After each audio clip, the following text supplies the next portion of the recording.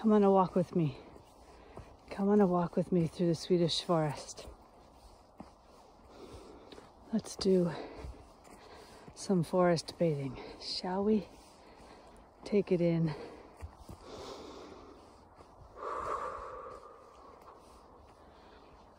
So clean, so quiet. I hear cars far off. I hear some birds. I hear my breathing, my panting. A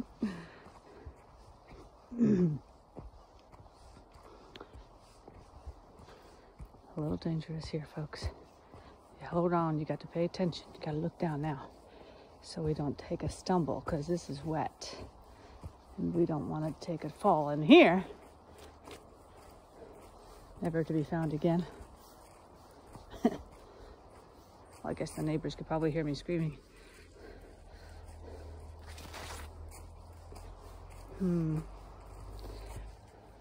This day brings me a moment of clarity, and I want to share it with you because maybe it's something that you need to hear as well. You never know, right? Because Spirit's never too late. Today I had a moment of clarity in that I've always had kind of a need to speak, like to be heard, to be seen, to be recognized as valuable, or that my input mattered.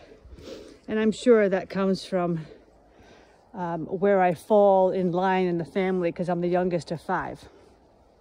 So, you know, that's a big identifying factor for me, in the fact that, you know, when you are youngest, you kind of fall by the wayside, like people don't take you seriously, or maybe you don't have anything of value to add to the conversation, or you're not included. And, you know, that's something I really don't like, and something I really fight against right now in my life for others, not just for myself, but for others. And I had a situation arise where I was triggered in the fact that my needs were not being met. Or I guess my needs were being judged by somebody in the family. And that triggered me because it reminded me that, wait a second, I don't like that feeling anymore. I don't agree with that feeling anymore. And I don't have to sign up for that feeling anymore.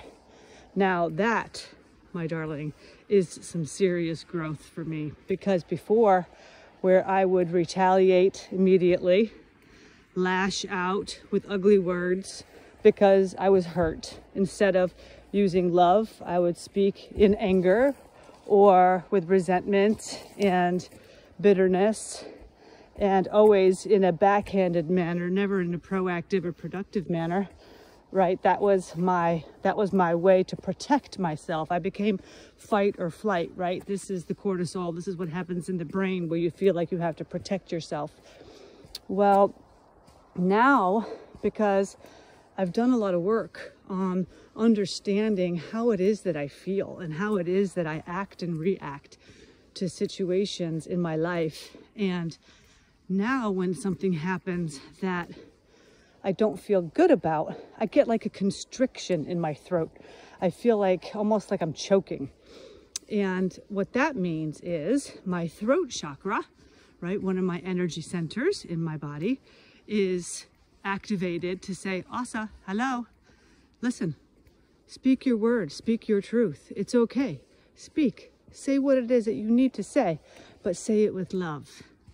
Say it with love. That last piece, whew, that's a big one for me. That's a big one, saying it with love. Now, I'm going to ask you, is there anything or anyone in your world that you're not speaking up to? Is there a situation at home or at your work or with a child or a sibling or a parent, friend, husband, you know, a love relationship, anyone? Is there anyone in your life where you're not speaking up?